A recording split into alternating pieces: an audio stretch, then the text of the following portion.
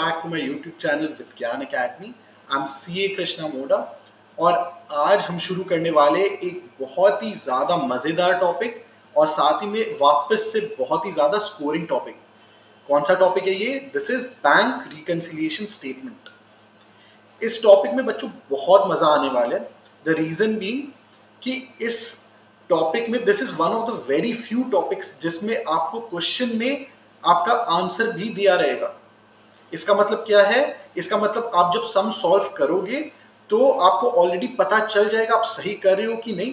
अगर आपका answer match नहीं कर रहे, this will also give you a scope to go back and identify आप कहाँ गलत जा रहे हो, आप उस चीज को रेक्टिफाई कर सकते हो। मुझे ये टॉपिक बहुत ज्यादा इसीलिए पसंद है क्योंकि एक सम जहां पे आपको ऑलरेडी एग्जाम हॉल से बाहर निकलते समय आपको पता रहेगा आप सही कर रहे हो या आप गलत कर रहे हो, that is bank reconciliation statement. अब ये होता है कि बैंक रिकंसिलिएशन स्टेटमेंट बेसिकली इसमें हम कंपेयर करेंगे। क्या कंपेयर करेंगे? अभी हम कैश बुक सीख लिए, पिछले टॉपिक में हम देखे कैश बुक क्या होता है। कैश बुक में हम अपना बैंक बैलेंस भी मेंटेन करते हैं, हमें अपना बैंक पोजीशन पता चलता है कैश बुक से। हमें बैंक रिकंसिलिएशन स्टेटमेंट क्या करता है बच्चों? हमें हेल्प करता है ये पता लगाने में कि क्या हमारा जो बैंक का बैलेंस है, वो हमारा जो अकाउंटेंट ये बैलेंस निकाला है वो क्या सही से निकाला है कि नहीं। और ये हम कैसे जानते हैं? ये हम जानते हैं क्योंकि बैंक रिकंसिलिएशन स्टेटमेंट कंपेयर करता है आपका बैंक बैलेंस और बैंक बैंक भी तो आपका बैलेंस कहीं पे अकाउंट मेंटेन कर रहे हैं आपके नाम का, तो बैंक के पास भी एक बैलेंस है, आपके पास भी एक बैलेंस है। तो BRS basically bank reconciliation statement यही दो चीजों को कंपेयर करता है। और इन केस ये दोनों बैलेंसेस में कोई कोई भी डिफरेंस है तो हम आइडेंटिफाई करते हैं ऐसा कौन सा ट्रांजैक्शन है जो या तो हमने नहीं कैप्चर करा है अपने बुक्स में, या तो बैंक ने नहीं कैप्चर करा है, या तो दोनों में से एक पार्टी गलत कैप्चर की है। हम फिर क्या करते हैं? हम एक एक ट्रांजैक्शन को कंपेयर करते हैं। हम बैंक के सारे ट्रांजैक्शन को कंपेयर करते हैं उनका बुक लेके, और हम अपना बुक में देखते हैं हमने कैसे ट्रांजैक्शन रिकॉर्ड करे। सो ऐसे हम देखते हैं कि कौन सा ट्रांजैक्शन मिसिंग है, कौन सा ट्रांजैक्शन किसके बुक में गलत है। तो इसीलिए मैं आपको बोल रहा हूं बहुत ही ज्यादा मजेदार भी है, आसान भी है, जरूरी भी है और डेफिनेटली स्कोरिंग है। ठीक है, फिर शुरू करें आज का lecture which is on bank reconciliation statement. आइए चलिए देखते हैं फिर what is the meaning of bank reconciliation statement. So bank reconciliation statement is a memorandum और अ स्टेटमेंट। ये बहुत जरूरी है, ये वर्ड्स मेमोरेंडम और a statement. So bank reconciliation statement नाम में लिखा है स्टेटमेंट। ये क्या होता है? इट इज अ मेमोरेंडम और a statement prepared by the business to reconcile the bank balance as per the cash book and passbook and explain the causes of disagreement. It ensures the accuracy of the two balances.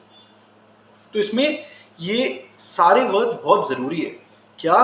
कि it is a memorandum और a statement. इसका मतलब क्या है? ये खाली एक statement है। मेमोरेंडम का क्या मतलब होता है? कोई भी एक इनफॉर्मल स्टेटमेंट, इनफॉर्मल रिकॉर्ड को हम मेमोरेंडम बोलते हैं।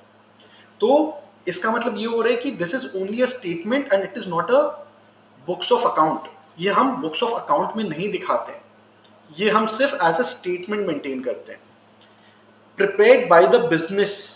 कौन प्रिपेयर करता है? ये बिजनेस मेंटेन करता है, ये बैंक नहीं बना के देता है, ये आपको बनाना होगा।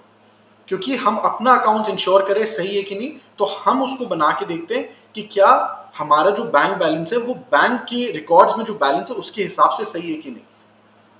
To reconcile the bank balance. Reconcile मतलब दोनों को कंपेयर करना और इंश्योर करना दोनों बैलेंसेस सेम है कि नहीं। To reconcile the bank balance as per the cash book. Cash book मतलब हमारे बुक्स में हम बैंक के जितने भी ट्रांजैक्शन हम कैश बुक में रिकॉर्ड करते हैं, तो कैश बुक में जो बैंक बैलेंस है वो क्या सही है, और पासबुक में क्या बैलेंस है, ये दोनों बैलेंसेस को हम कंपेयर करते हैं। पासबुक बेसिकली क्या है? Passbook basically is the book of the bank, जहां पे वो अपने कस्टमर के जो है ट्रांजैक्शंस रिकॉर्ड करता है। वो अलग अलग कस्टमर के लिए अलग अलग जो है बुक मेंटेन करता है, जिसमें वो उस कस्टमर से रिलेटेड जितने भी बैंक के ट्रांजैक्शंस है वो उस पासबुक में दिखाता है। तो इसलिए बैंक के लिए वो कौन सा बुक है, वो पासबुक है, हमारे लिए वो कौन सा बुक है, वो कैश बुक है। और बीआरएस क्या करते हैं, कैश बुक और पासबुक को कंपेयर करता है and explain the causes of disagreement. और यदि ये कैश बुक और पासबुक में if there are any differences, then the BRS will tell us why are those differences there. समझ आ रहा है? It ensures the accuracy of the two balances. तो अगर ये हमें बता देता है कि आपके दोनों बुक्स में क्या क्या बैलेंस है और वो किस कारण से है, तो ऑटोमेटिकली आप फिर उसको सही कर लोगे और इससे क्या होगा, दोनों एक्यूरेट हो जाएगा आपका बुक। क्लियर है? So PRS is basically a statement जो बनाया जाता है टू इंश्योर कि आपका कैश बुक बैलेंस और पासबुक बैलेंस, जो बैंक बैलेंस है, ये दो बुक्स में दोनों सेम है। और अगर कोई डिसएग्रीमेंट है ये दो बुक्स में, तो आपको ये कारण बताता है। ठीक है? अब ये पासबुक या बैंक स्टेटमेंट होता क्या है? So it is the copy of the customer's account. ये क्या है? It is the copy of the customer's account maintained by the bank in its laser.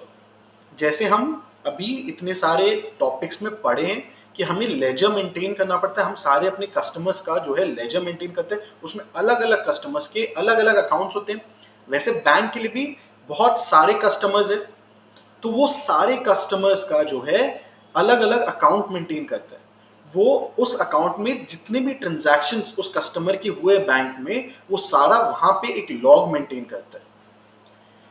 If it is in the form of a loose sheet, it is called a bank statement. If it is a bound book, it is known as a passbook. अब ये दो जो terms है ना, ये बहुत closely inter related है। Passbook या बैंक स्टेटमेंट दोनों होते एक ही चीज है। अगर आप जो है बैंक में जाके बोलोगे कि एक बार आप मेरे को एक महीने का स्टेटमेंट निकाल के दीजिए, मतलब मेरे को देखना है इस महीने मेरे क्या क्या ट्रांजैक्शन हुए, तो वो क्या करेगा, आपको एक प्रिंट आउट दे देगा, जो लूज शीट्स होंगे उसका वो प्रिंट आउट दे देगा कि ये आपका रिकॉर्ड है पूरे ट्रांजैक्शंस का। उसको बोलते हैं बैंक स्टेटमेंट, जहां पे वो लूज शीट आपको प्रिंट करके दे देता है। अगर आपको वो पूरे एक बुक देता है, जब आप अकाउंट खोलते हैं तो बैंक आपको एक पासबुक देता है अकाउंट खोलते समय। वो एक पूरा बुक होता है, उसमें काफी सारे शीट्स होते हैं, और इसमें भी क्या होता है, आपके ट्रांजैक्शंस ही रिकॉर्ड होते हैं। The only difference is कि passbook is a book and bank statement is basically a loose sheet। ठीक है? तो बेसिकली बैंक जो बुक मेंटेन करता है, जहां पे बैंक ट्रांजैक्शंस का रिकॉर्ड मेंटेन करता है, उसी को हम पासबुक या बैंक स्टेटमेंट बोलते हैं। और हम कहां रिकॉर्ड करते हैं? हम तो कैश बुक में रिकॉर्ड करते हैं बैंक के सारे ट्रांजैक्शंस। क्लियर है? Now what are the features of BRS? It is only a statement and not an account. तो ये हमारे बुक्स ऑफ अकाउंट्स का पार्ट नहीं है, ये तो हम अपना एक अलग से स्टेटमेंट बनाते हैं जिससे हम इंश्योर करें कि हमारा जो बैलेंस है वो एक्यूरेट है कि नहीं। ये हम अपने चेक के लिए बनाते हैं। ये कोई बुक्स ऑफ अकाउंट्स का पार्ट नहीं है जहां पे आप लेजर जर्नल जैसे मेंटेन करो, वैसे ही आपको बैंक रिकंसिलिएशन स्टेटमेंट जो है आपको बनाना ही पड़ेगा। आप ये बनाते हो to ensure accuracy. It is always good to prepare a bank reconciliation statement, क्योंकि तभी तो आपको जो है तसल्ली रहेगा कि आपका जो बैंक बैलेंस निकल के आया वो सही भी है कि नहीं है। ठीक है? It does not form part of the double entry system and does not appear in the books of accounts. So ये बुक्स ऑफ अकाउंट्स का पार्ट नहीं है। This is only a memorandum. It is prepared on a particular date and not for a period. So आप कभी भी जब ये बनाओगे बैंक रिकंसिलिएशन स्टेटमेंट, आप ये ऑन अ गिवन डेट बनाओगे। ये आप पीरियड के लिए नहीं बनाते हो, आप इसको कोई एक दिन पे बनाते हो और उस दिन आप चेक करते हो आज के तारीख में मेरा बैंक बैलेंस एज पर माई कैश बुक कितना है, एज पर माई पासबुक कितना है। तो ये ऑन अ गिवन डेट बनाया जाता है। आप कोई भी दिन ये बनाओगे और इंश्योर कर लोगे आपके दोनों बैलेंसेस जो है मैच कर रहे हैं कि नहीं कर रहे। क्लियर है ये भी? It is usually prepared at periodical intervals, that is end of every month, end of quarter, end of year, etc. तो ये तो सेल्फ एक्सप्लेनेटरी है। इसको आप जनरली कब बनाओगे? आप बनाओगे at the end of a given period, या तो एवरी मंथ आप बनाओगे। हर मंथ आप एक बार चेक करना चाहोगे कि आज जो है मंथ के एंड में बैंक के पास कितना बैलेंस दिखा रहा है मेरा, और मैं कितना अपने बुक्स में दिखा रहा हूँ बैंक बैलेंस है। या आप इसको एवरी क्वार्टर बना लोगे कि आपको हर महीने ये एक्सरसाइज नहीं करना है, मैं तो हर क्वार्टर बनाऊंगा ये। या कई लोग क्या करते हैं, बहुत ज्यादा ट्रांजैक्शंस नहीं होते उनके, तो वो साल के एंड में प्रेफर करते हैं कि मैं साल के एंड में भी करूंगा तो ज्यादा नहीं, कुछ 40-50 ट्रांजैक्शन ही है, मैं उस दिन देख लूंगा। क्योंकि अगर आपकी बहुत ज्यादा ट्रांजैक्शन है तब तो एडवाइस रहेगा कि आप उसको वीकली या मंथली बनाओ, जिससे कि आप अगर लेट्स से 5,000 10,000 ट्रांजैक्शंस आपके बैंक में हो रखे और आप साल के एंड में लेके बैठोगे, तब क्या है, बहुत ज्यादा टीडियस टास्क हो जाएगा उसको, उस डिफरेंस को निकालना। बाई चांस आपका डिफरेंस आ जाता है बुक में, तो ये जानना क्यों डिफरेंस है, उसमें फिर आपको इतने सारे ट्रांजैक्शंस को एक साथ बैठ के स्क्रूटनाइज करना होगा, वो बहुत डिफिकल्ट रहेगा। सो इसीलिए बड़े बिजनेसेस क्या करते हैं, उसको वीकली या मंथली बनाते हैं, और छोटे बिजनेसेस क्योंकि कम ट्रांजैक्शंस होते हैं, वो थोड़ा क्वार्टर एंड या ईयर एंड में बनाते हैं। ठीक है। However, it should at least be prepared once before the preparation of the final accounts. Obviously, क्योंकि आप जब फाइनल अकाउंट अपना बना देते हो, बैलेंस शीट में बता देते हो आपका बैंक बैलेंस कितना है, वो तो आप तभी करोगे ना, एक बार आप इंश्योर तो करोगे उससे पहले कि बैंक में आपका कितना बैलेंस दिखा रहा है, आपके बुक्स में कितना दिखा रहा है। एक बार आपको क्लियर हो गया, आपको डिफरेंस पता चल गया, आपने बुक सही कर दिया, आपके एंड पे गलती है तो आपने खुद से कर लिया सही।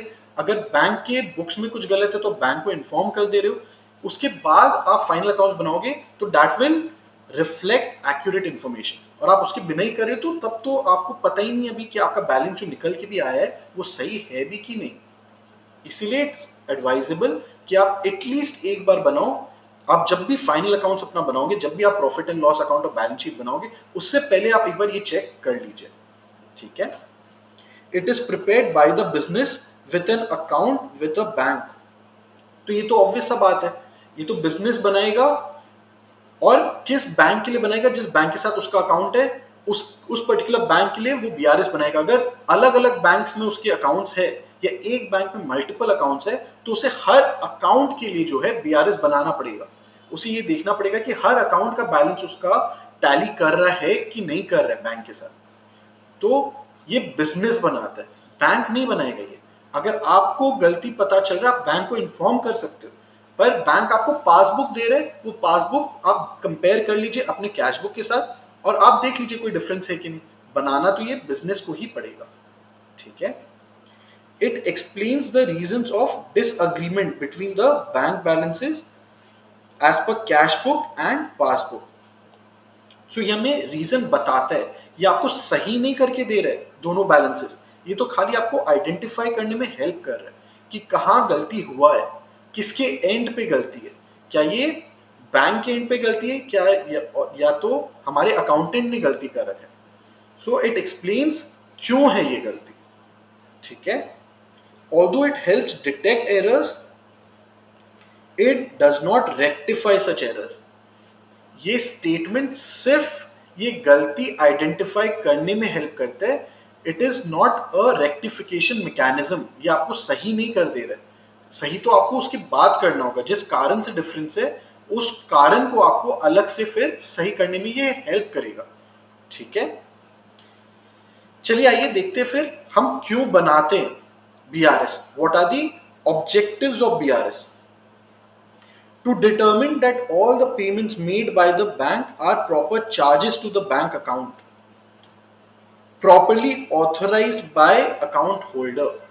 तो आप अपना कभी बैंक स्टेटमेंट देखोगे तो आपको उसमें पता चलेगा कि उसमें काफी जो है, कई बार आपको कुछ कटा हुआ दिखेगा आपके बैलेंस में से कुछ अमाउंट, कुछ छोटे छोटे कई बार बैंक आपको चार्ज करते हैं amount for different services that the bank is providing, such as what, such as SMS alert, such as email notifications, या such as ATM से जब आप पैसे निकालते हो तो उसका भी बैंक आपको एक जो है अमाउंट चार्ज करता है। That is also a service provided to you। आप जो ATM यूज कर रहे हो उसको यूज करने का बैंक आपसे कुछ चार्ज करता है। तो ये जो जितने भी छोटे छोटे चार्जेस है, ये आपको तब तक पता नहीं चलता है जब तक आप अपना जो है पासबुक या बैंक स्टेटमेंट आप बैंक से मंगवा के आप देख नहीं लेते हो। ये आपको तभी पता चलता है, और तब आपको पता चलता है कि तब आप ये देख पाते हो कि क्या बैंक जितना चार्ज कर रहा है वो सही भी चार्ज कर रहे कि नहीं, कहीं बहुत ज्यादा तो चार्ज नहीं कर लिया। अगर आपको लगती है बहुत ज्यादा है तो आप उससे फिर बात करोगे, आप बैंक मैनेजर को जाके बोलोगे कि आपने इतना जो है चार्ज कर लिया, ये आप किस लिए किए हो, क्योंकि आपके हिसाब से तो एसएमएस जो अलर्ट चार्जेस है वो तो आपका लेट्स से 100 रुपए होने चाहिए, पर आपने चार्ज कर रखे 500 रुपए। तो ये सब चार्जेस आपको बैंक स्टेटमेंट में ऑटोमेटिकली आपको दिखेगा, आपके बैंक से कम हुआ हुआ है। और ये आप अपने बुक्स में तो ऑब्वियसली अभी आप ये रिकॉर्ड नहीं किए हो ये ट्रांजैक्शन, बिकॉज आपको अभी तक पता ही नहीं था। आप जब ये देख लिया एंड यू आर सेटिस्फाइड कि बैंक ने सही चार्ज किए, तब आप ये अपने बुक्स में रिकॉर्ड करते हो। तो वैसे ही और भी कुछ अगर चार्जेस है जो आपको लगता है बैंक ने गलत चार्ज किए, वो आपको तब पता चलेगा जब आप बीआरएस बनाओगे, जब आप कंपेयर करोगे दोनों बैलेंसेस, आपका पासबुक का और कैश बुक का, तब आप देखोगे ये सारे ट्रांजैक्शंस आपके पास रिकॉर्डेड नहीं है।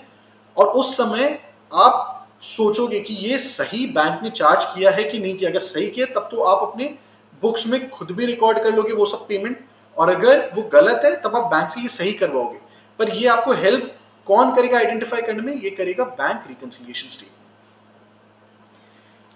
To determine that all the amounts deposited are credited by the bank। आप जब जब जो है कोई भी चेक जमा कराए हो बैंक में, आपको आपका किसी कस्टमर ने पे किया है थ्रू अ चेक, आप वो चेक जाके बैंक में तो जमा करा दिए और आप अपने बैंक को जो है डेबिट भी कर लिया, आप अपना बैंक बैलेंस बढ़ा लिए कैश बुक में। लेकिन अभी तक आपको ये पता ही नहीं चला है कि बैंक ने वो अमाउंट को जो है रिफ्लेक्ट किया है कि नहीं किया है। वो भी आपको कब पता चलेगा, जब आप बीआरएस बनाओगे, जब आप पासबुक मंगाओगे, तब आप इंश्योर करोगे आपने जो भी चेक जमा कराया है अपने अकाउंट में, वो बैंक अपने अकाउंट में रिफ्लेक्ट कर रहा है कि नहीं कर रहा है। To ensure that the opening and closing balances are correct, हम स्टार्ट ही वहीं से करते हैं। हम बैलेंस पोजीशन से स्टार्ट करते हैं कि हमारे पास जो बैलेंस है और बैंक के पास जो बैलेंस है, ये दोनों मैच करे कि नहीं। तो it helps you compare the opening and closing balance of cash book and passbook. It helps to verify the accuracy of the firm's own computation of the bank balances। और जब आप कंपेयर करोगे तभी आपको पता चल रहा है कि आपके अकाउंटेंट ने सही से सारे ट्रांजैक्शंस बैंक के रिकॉर्ड किए हैं कि नहीं किए, क्या उससे कोई ट्रांजैक्शन रह तो नहीं गया, क्या उसने कोई अमाउंट गलत तो नहीं रिकॉर्ड कर लिया।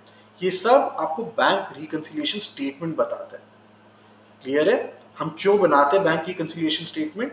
हम इसीलिए बनाते हैं जिससे हमें पता चल पाए कि बैंक जितना पेमेंट हमें चार्ज कर रहे हैं, क्या वो सही किया है कि ज्यादा किया है, क्या हमने जितने भी अपने अमाउंट बैंक में ट्रांसफर किए हैं वो सही से क्रेडिट हुआ है कि नहीं। अच्छा, हम ये बोलते हैं कि बैंक ने सही से क्रेडिट किया है कि नहीं, ये हम क्यों बोल रहे हैं? क्योंकि जब हम अपने अकाउंट में बैंक बैंक अकाउंट बनाते हैं, तब तो हम बैंक बैलेंस बढ़ाने के लिए क्या करते हैं, डेबिट करते हैं। पर बैंक के लिए आप क्या हो, आप कस्टमर हो, तो बैंक क्या करेगा, बैंक कस्टमर का अकाउंट क्रेडिट करेगा। जब आप बैंक को कुछ पे करोगे, आपका बैंक बैलेंस बढ़ रहा है, आप अपने बुक्स में क्या कर रहे हो, बैंक को डेबिट कर रहे हो, आप बैलेंस बढ़ा रहे हो। बट बैंक के लिए आप क्या कर रहे हो, क्योंकि आप कस्टमर हो, आप बैंक को पैसे दे रहे हो, तो बैंक आपका अकाउंट क्रेडिट करेगा। जब हमें कस्टमर से पैसे मिलते हैं, हम कस्टमर का अकाउंट क्या करते हैं, हम क्रेडिट करते हैं, और बैंक क्या करते हैं, डेबिट करते हैं। वैसे ही बैंक के लिए आप क्या हो, आप कस्टमर हो, तो बैंक कस्टमर का अकाउंट क्रेडिट करेगा और बैंक जो है बैलेंस को क्या करेगा, डेबिट करेगा। बैंक अपना जो है, बैंक को कैश मिल रहा है एक तरीके से, तो कैश बैंक डेबिट कर रहे हैं और कस्टमर का अकाउंट क्रेडिट कर रहे हैं। ठीक है? अब एडवांटेजेस क्या है बीआरएस के, तो ये तो हम ऑब्जेक्टिव्स में ही देख के हमें समझ में आ रहा है कि अगर आपको बैलेंस दोनों कंपेयर करने में हेल्प कर रहा है, इसका मतलब वो एक्यूरेसी मेंटेन करने में हेल्प कर रहा है। आपका क्या करे, वो एक चेक आपको हेल्प करे एस्टैब्लिश करने में कि आपने सही से सारे ट्रांजैक्शंस रिकॉर्ड किए हैं कि नहीं, कहीं आपके अकाउंटेंट ने कुछ गलती किया है कि नहीं, और क्या आपने सही से जो है सारे के सारे ट्रांजैक्शंस रिकॉर्ड किए हैं कि नहीं किए। अगर कोई भी गलती है तो आप ये स्टेटमेंट बना के ही वो गलती को सही कर पाओगे। तो there are various advantages of preparing a BRS. It clearly explains the reason for disagreement. By listing the causes of disagreement, it is possible to determine the correct bank balance in the books of accounts. आप एक बार disagreement का reason आपको पता चल गया, तब आप obviously अपना अकाउंट फिर सही कर पाओगे, चाहे वो बैंक के एंड में आपको सही करवाना हो, चाहे वो आपको अपने बुक्स में सही कराना हो. Preparing BRS will help discover errors and rectify them without delay. अभी क्या हो रहा है, अगर आप पीरियोडिकली बना रहे हो बीआरएस, तो आप बीच बीच में ये बना के आप सही कर सकते हो. अगर कोई गलत उसमें ट्रांजैक्शन है तो पीरियोडिकली आप उस बैलेंस को सही करा सकते हो, रादर देन आप एकदम बाद में उसको देखो और फिर बाद में आपको दिक्कत हो उसको सही करने में. इसलिए अगर आप पीरियोडिकली बना रहे हो तो ये आपको समय समय पे बताते चलेगा कि आपका बैलेंस जो है वो आपका और बैंक का दोनों मैच कर रहा है कि नहीं कर रहा है. ठीक है. It will help detect and prevent frauds in respect of bank transactions.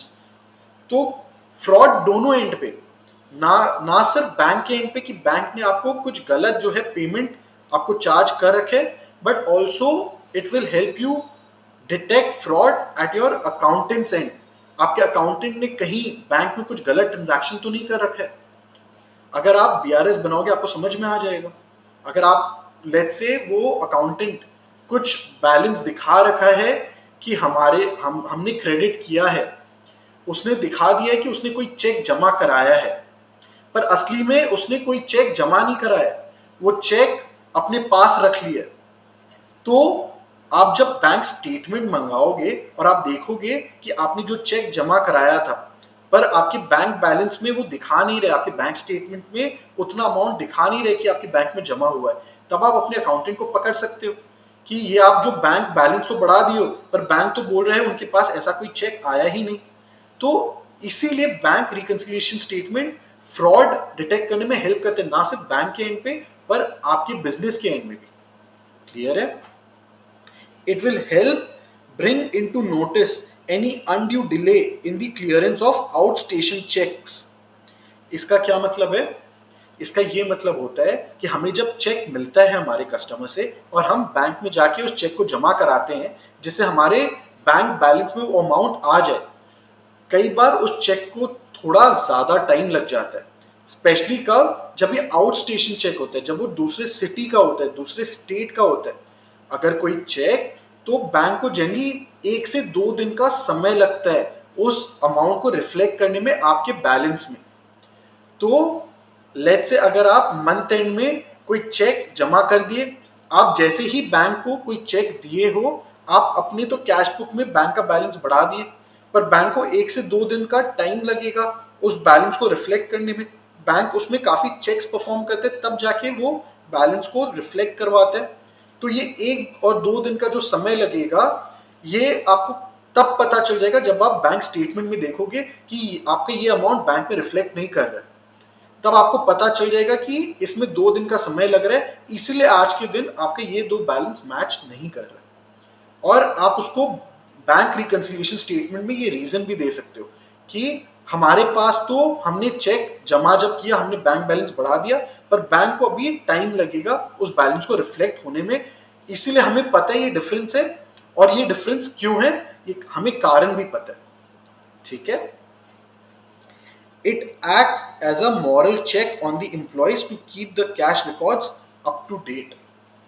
हमारे अकाउंटेंट पे ये एक चेक भी रखता है कि हमारा अकाउंटेंट सारे ट्रांजैक्शन समय समय पे सही से रिकॉर्ड कर रहा है कि नहीं कर रहा है. This acts as a deterrent. Deterrent मतलब कि ये इस पे एक मॉरल चेक रखेगा कि ऐसा नहीं है तुम कुछ गलत कर रहे हो तो हमें पता नहीं चलेगा. हम बैंक बुक मंगाएंगे अपना और उसमें हम देखेंगे कि आपने जो रिकॉर्ड किया और बैंक ने जो रिकॉर्ड किया वो दोनों मैच कर रहे हैं कि नहीं. और मैं जैसा आपको बोला कि कैश बुक बहुत ही ज्यादा इंपॉर्टेंट बुक है क्योंकि इसमें डायरेक्टली कैश और बैंक बैलेंस इन्वॉल्व है. तो इसीलिए हमें बहुत जरूरी है ऐसा एक चेक परफॉर्म करना. हमें जरूरी है बैंक रिकंसिलिएशन स्टेटमेंट बनाना जिससे हमें पता रहे फ्रॉम टाइम टू टाइम हमारा बैलेंस और बैंक का बैलेंस मैच कर रहा है कि नहीं कर रहे. अगर नहीं कर रहे तो क्या कारण हो सकता है इसका मैच नहीं करने का. क्लियर है. चलिए फिर आगे बढ़े. आइए फिर चलिए देखते हैं कि क्या कारण हो सकते हैं बैंक का पासबुक और आपके कैश बुक में बैलेंसेस मैच नहीं होने का. What can be the causes of disagreement. इसमें 3 टाइप के जो है कैटेगरीज होते हैं। एक होता है टाइमिंग डिफरेंस, दूसरा होता है transactions recorded by the bank but not by the account holder, और तीसरा हो सकता है कोई भी टाइप का एरर हो गया हो, चाहे वो बैंक से हो गया हो, चाहे वो आपके अकाउंटिंग से हो गया हो।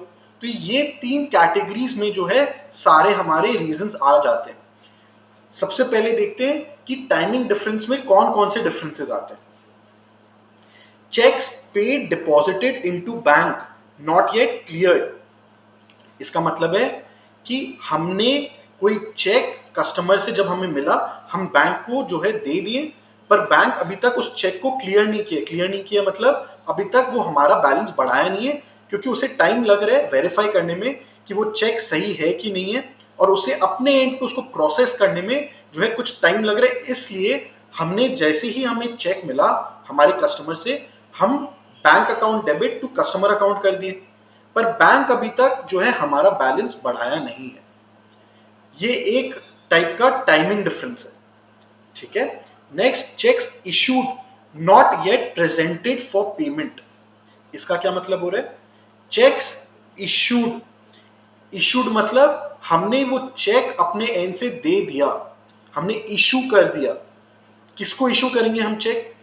हम करेंगे जिस पार्टी को हमें पेमेंट करने उसे हम चेक देंगे। तो हम जनरली क्रेडिटर्स को चेक इशू करते हैं। तो हमने अपने एंड से चेक इशू कर दिया, पर क्रेडिटर ने अभी तक अपने बैंक अकाउंट में उस चेक को जमा नहीं कराया। तो अगर उसने जमा नहीं कराया है, इसका मतलब हमारे बैंक अकाउंट से अभी तक वो अमाउंट कटा नहीं है।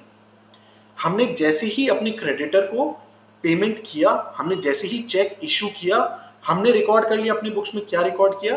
Creditor account debit to bank account. पर क्योंकि अभी तक क्रेडिटर ने वो चेक जमा ही नहीं कराया है अपने बैंक अकाउंट में, तो हमारे बैंक अकाउंट से तो पैसे कटे नहीं है। तो हमारा जो बैंक का बैलेंस होगा वो तो अभी भी ज्यादा है, पर हमने अपने बैंक बैलेंस को कम कर दिया। तो again there is a timing difference. जब तक क्रेडिटर वो चेक जमा नहीं कराएगा तब तक ये डिफरेंस चलता रहेगा, और ये भी हमें तभी पता चलेगा जब हम बीआरएस बनाएंगे। सो this is another kind of timing difference. और एक और टाइमिंग डिफरेंस क्या हो सकता है? Check received and recorded in the cash book but not deposited into bank. जैसे इससे पहले हम बोले क्रेडिटर ने अपने बैंक में वो चेक जमा नहीं कराया, ऐसा भी हो सकता है कि कस्टमर ने हमें चेक दिया हो और हमने ही अपने बैंक को वो चेक दिया नहीं है। हमें जैसे ही वो चेक मिला, हमने अपना बैंक बैलेंस तो बढ़ा दिया, पर वो चेक हमारे ड्रॉर में ही पड़ा है, हमने अभी तक वो चेक जमा ही नहीं कराया। और अगर हमने जमा नहीं कराया तो बैंक तो बैलेंस बढ़ाएगा नहीं हमारा, बैंक के पास तो अभी तक चेक पहुंचा ही नहीं है। जब हम ये चेक जमा कराएंगे तब वो बैंक उसे क्लियर करेगा, तब हमारा बैंक बैलेंस एक्चुअल में बढ़ेगा, हमारी पासबुक में तब रिफ्लेक्ट होगा। और क्योंकि हमने अपने कैश बुक में जैसे ही हमें चेक मिला, हमने उसको as a bank account debit कर दिया instead of cheque in hand.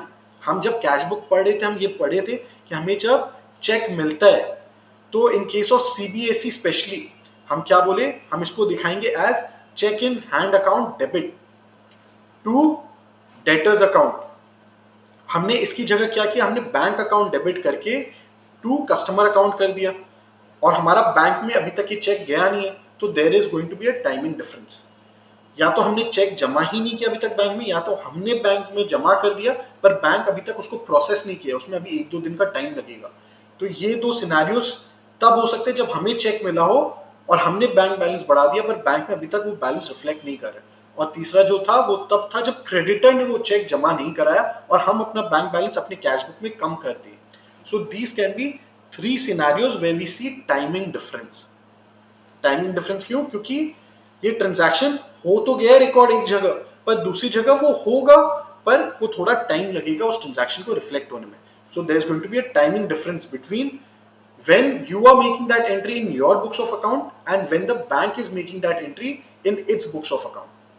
ठीक है। फिर दूसरा कैटेगरी हम बोले तब होता है जब transactions recorded by the bank but not by the account holder. ऐसा हम बोले कब हो सकता है? जब कुछ लेट्स से कुछ पेमेंट बैंक डिडक्ट कर दिया, पर हमें उस पेमेंट के बारे में अभी तक जानकारी नहीं है, So we have obviously not recorded that transaction in our books of accounts. Bank has maybe recorded some kinds of payments, या ऐसा भी हो सकता है bank has may be credited some account सब बैलेंस इन आर अकाउंट। इसका मतलब हमें डेबिट करना चाहिए था, अपने बैंक बैलेंस को बढ़ाना चाहिए था, पर हमने नहीं कर रखा है। वो कब हो सकता है? लेट्स से हमने कुछ जो है फिक्स डिपॉजिट करा रखा है बैंक में। फिक्स डिपॉजिट मतलब हमने एक लमसम, एक बड़ा अमाउंट बैंक को दे रखा है। बैंक हमें बोला है रिटर्न में वो हमें इंटरेस्ट दिया करेगा उस अमाउंट पे। तो बैंक ने लेट्स से हमारे अकाउंट में कुछ अमाउंट क्रेडिट कर दिया है, पर हमने अपने बैंक में उसको डेबिट करके नहीं दिखा रखा है, क्योंकि हमें अभी तक जानकारी नहीं है कि बैंक ने ऑटोमेटिकली कुछ पैसे हमारे अकाउंट में जमा कर रखे हैं।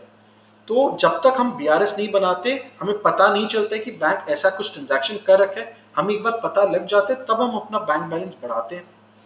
तो similarly there can be various other such transactions, या तो पेमेंट, या तो some collection, some deposit in our bank account जो बैंक कर रखे, पर हमें तब तक नहीं पता चल रहा जब तक हम अपना बैंक जो है बुक नहीं देख लें, पासबुक, या हम अपना बैंक स्टेटमेंट नहीं देख लें। क्लियर है? Interest credited bye the bank but not recorded in the cash book. तो इंटरेस्ट बैंक ने तो क्रेडिट कर दिया, पर हमने डेबिट नहीं कर रखा है। Bank charges deducted bye the bank but not recorded in the cash book. तो कुछ पेमेंट उन्होंने चार्ज कर रखा है एज बैंक चार्जेस, पर हमें उसके बारे में जानकारी तब तक नहीं है जब तक हम बैंक स्टेटमेंट नहीं देख रहे, इसलिए हम अपनी कैश बुक में उसको रिकॉर्ड नहीं किए। Bills receivable, cheques dishonoured but not recorded in the cash book. इसका क्या मतलब है कि बिल्स रिसीवेबल या चेक्स डिसऑनर्ड मतलब हमने लेट्स से कुछ हमें बिल रिसीवेबल हमें मिला था कस्टमर से। बिल रिसीवेबल हम बोले क्या होता है? It is a bill of exchange, it is a negotiable instrument. हमें कस्टमर ने दे दिया, it is like a guarantee कि हम आपको पेमेंट इस तारीख को दे देंगे। हमने क्या किया? बिल्स रिसीवेबल बैंक में जमा करा दिया था कि आप हमारी तरफ से इस अमाउंट को आप कस्टमर से कलेक्ट कर लेना, ये गारंटी है।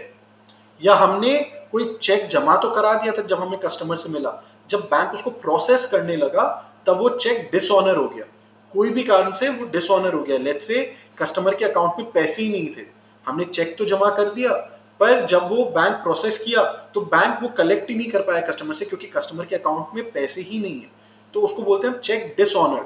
या और भी कई कारण होते हैं चेक क्यों डिसऑनर होते हैं। लेट्स से उसका सिग्नेचर मैच नहीं किया, तो बैंक को वो पैसे उस कस्टमर के अकाउंट से मिले नहीं है। तो बिकॉज ऑफ वेरियस रीजन अगर आपका चेक डिसऑनर हो रहा है या आपका बिल रिसीवेबल डिसऑनर हो जा रहा है, तो बैंक ने वो पैसे जमा तो नहीं किए आपके अकाउंट में, पर आप अपने कैश बुक में उस पैसे को दिखा रखे हो।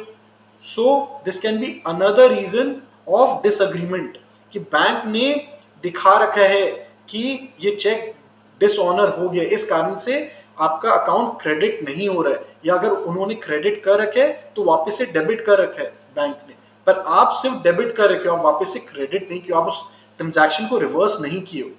So this can B one instance जहां बैंक आपका अकाउंट रिवर्स कर दिया पर आप अपने बैलेंस को कम नहीं किए। Amounts directly paid into bank by debtors but not entered in the cash book. इसका क्या मतलब है?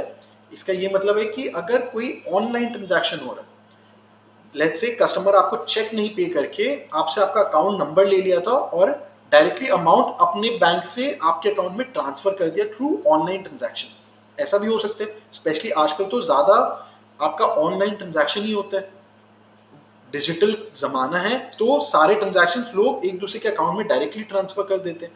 तो लेट्स से अगर डेटर ने कोई पैसे जो है जमा करा दिया आपके अकाउंट में, और आप में भी उस चीज को या तो आपको पता नहीं है या तो आपको पता है पर आप अपनी कैश बुक को अपडेट नहीं किए हो अभी तक, तो जब आप अपना बैंक स्टेटमेंट देखोगे और आपको पता चलेगा तब आप अपना कैश बुक अपडेट कर सकते हो। So this is another instance जहां पे बैंक जैसे ही बैंक के पास पैसे आए आपका बैलेंस बढ़ गया, पर अभी तक आप अपनी कैश बुक में उस चीज को रिकॉर्ड नहीं किए। क्लियर है? फिर payments made directly by bank as per instruction but not recorded in the cash book. इसका मतलब कई बार ऐसे भी ट्रांजैक्शंस होते हैं जहां पे आप स्टैंडिंग ऑर्डर दे देते हो बैंक को। स्टैंडिंग ऑर्डर का मतलब आप बैंक को ऑथोराइज कर देते हो आपके बिहाफ पे कुछ पेमेंट वो कर सके। ऐसे क्या एग्जाम्पल हो सकते हैं? ऐसे आप एग्जाम्पल समझो, लेट्स से आपका इलेक्ट्रिसिटी बिल है, आप बैंक को ऑथोराइज कर रखे हो कि हर महीने आप ऑटोमेटिकली जैसे ही मेरे पास इलेक्ट्रिसिटी बिल का स्टेटमेंट आएगा आप मेरे अकाउंट से काट के जमा कर देना वो बिल। या लेट्स से आप अपने बैंक को इंस्ट्रक्शन दे रखे हो कि आपको अपने क्रेडिटर को एक पर्टिकुलर तारीख को इतना अमाउंट पे करना है, और बैंक आपके बिहाफ पे, क्योंकि आप उनको इंस्ट्रक्शन मिला हुआ है, उनको आपका ऑथोराइजेशन मिला हुआ है, बैंक डायरेक्टली कर दे रहे हैं। और हो सकता है आप इस चीज को अभी तक अपनी कैश बुक में रिकॉर्ड नहीं किए हो, तब आपका बैंक बैलेंस एक्चुअली कम हो चुका है, पर आप अपने बुक्स में वो बैलेंस कम नहीं किए हो। So this is the instance where there will be a difference between passbook and a cash book. ठीक है, so this is the second category जहां पे बैंक ये सारे ट्रांजैक्शंस अपने एंड पे तो रिकॉर्ड कर रखे हैं, पर आप अपने एंड पे अभी तक रिकॉर्ड नहीं किए हो। ठीक है, इसके अलावा तो एरर्स है, any mistake made by bank or the firm in recording the transactions, ये तो हो ही सकता है, क्योंकि ह्यूमन इंटरवेंशन जहां इन्वॉल्व है वहां एरर्स तो इजीली हो सकता है। तो इसमें एग्जांपल क्या होगा, लेट्स से आपको 5,000 का चेक मिला, आपके अकाउंटेंट ने गलती से जो है अपने बुक्स में 500 रुपए एज कलेक्शन दिखा रखा है, पर वो है क्या 5,000, और जब उसने चेक जमा कराया ऑटोमेटिकली आपके बैंक बैलेंस में 5,000 रिफ्लेक्ट हो रहे हैं और आपके बुक्स में बैंक बैलेंस में 500 रुपया है, तो there is a difference of 4,500, and this is why because of an error made by the accountant. Similarly ऐसा हो सकता है कि बैंक ने आपके अकाउंट में 500 रुपया जमा कर दिया भूल से, पर एक्चुअली चेक आपने जमा किया था कितने का, 5,000 का। So again there is going to be a difference in the two balances. Similarly payment के केस में भी हो सकता है, आपने कोई अमाउंट जितना पे किया आपने गलत रिकॉर्ड कर लिया अपने बुक्स में, जबकि जब आप बैंक में जब वो अमाउंट कट गया आपके बैंक से तब आपको पता चल रहा है कि अमाउंट तो गलत है। So that is another instance जहां पे there is an error at your end. ये सभी चीज आपको तभी पता चल पाएगा ना जब आप बैंक रिकंसिलिएशन स्टेटमेंट बनाओगे, जब आप कंपेयर करोगे क्या कैश बुक एंड पासबुक या बैंक स्टेटमेंट। ठीक है, ये मैं आपको ऑलरेडी बता भी चुका हूं कि आपके लिए जो डेबिट है वो बैंक के लिए क्रेडिट है, जो बैंक के लिए डेबिट है वो आपके लिए क्रेडिट है। इस चीज को ही हम यहाँ पे भी पढ़ लेते हैं। Please note that the entries in the bank are exactly a mirror reflection of the entries in the cash book, that is they are opposite in sign. A debit balance or transaction in the cash book will appear as a credit balance or transaction in the passbook and vice versa. मैं आपको इसका reason भी समझाया कि क्योंकि आप जब bank में जमा कर रहे हो आप बैंक बैलेंस बढ़ा रहे हो, आप डेबिट कर रहे हो, और बैंक के लिए आप कस्टमर हो, तो बैंक आपके अकाउंट को क्या कर रहे हैं, वो क्रेडिट कर रहे हैं। सिमिलरली आप जब भी पेमेंट करोगे आप क्रेडिट करोगे अपना बैंक अकाउंट, और बैंक क्या करेगा, उसको डेबिट करेगा। सो जब आप सम सॉल्व करोगे बीआरएस पे आप देखोगे कि जितने भी ट्रांजैक्शन है बैंक में, बैंक बुक में और आपके कैश बुक में, वो एग्जैक्टली ऑपोजिट इन साइन होता है। चलिए इसीलिए मैं बोल रहा हूं जब आप सम सॉल्व करोगे बड़ा मजा आने वाला है, और जब हम स्टार्ट करेंगे सम, सब देखोगे हम स्टार्ट करेंगे या तो पासबुक बैलेंस के साथ या हम स्टार्ट करेंगे कैश बुक बैलेंस के साथ, और जितने भी ट्रांजैक्शंस है जहां जहां हमारे को डिसएग्रीमेंट हो रहा है हम वो सारे ट्रांजैक्शंस रिकॉर्ड करेंगे और उससे हम अराइव करेंगे अपने दूसरे बैलेंस पे। अगर हम पासबुक से स्टार्ट करें तो हम अराइव करेंगे अपने कैश बुक बैलेंस पे, और अगर हम कैश बुक से स्टार्ट करें तो हम अराइव करेंगे अपने पासबुक के बैलेंस पे, और हमें ये दोनों बैलेंसेज जो है ऑलरेडी सम में दिया हुआ रहेगा। सो that is the best part. इससे हमें पता चल जाएगा कि हमने सम जो है सही करा है कि नहीं करा है, क्योंकि हमें दोनों बैलेंसेस दिए हुए रहेंगे, हमें तो खाली स्टेटमेंट बनाना होगा कि क्यों ये दोनों बैलेंसेस के बीच में डिफरेंस है। ठीक है, चलिए आज का लेक्चर हम यहीं पे एंड करते हैं। अगले लेक्चर में हम सम सॉल्व करेंगे फिर बैंक रिकंसिलिएशन स्टेटमेंट पे। आई होप आपको मेरे लेक्चर्स पसंद आ रहे हैं। Again my request to you is please do like share and subscribe.